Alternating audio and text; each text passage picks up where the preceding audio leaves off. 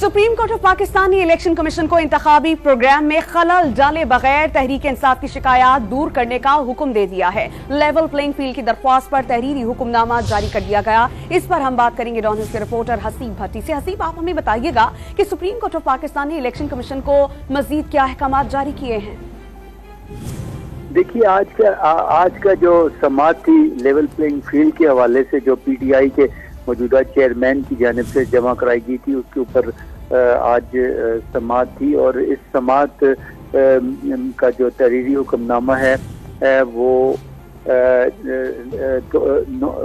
2 सफ़ात पर मुश्तमिल है और जिसे जस्टिस मंसूर अली शाह ने तहरीर किया। और इसमें ये कहा गया है कि इंतखाबी प्रोग्राम में खलल डाले बगैर इलेक्शन कमीशन दरख्वास्त गुजार की शिकायत दूर करे। ईमानदारी से मुनसिफाना इंतखाबात कराना इलेक्शन कमीशन की जिम्मेदारी है। मजीद कहा गया हुक्मनामे में कि इलेक्शन कमीशन जमहूरी अमल में अहम किरदार अदा करता है। इलेक्शन कमीशन की जिम्मेदारी है कि इंतखाबात को बदअनवानी से बचाए। आइन के आर्टिकल 220 के तहत तमाम एग्जीक्यूटिव अथॉरिटीज इलेक्शन कमीशन की मामनत की पाबंद है।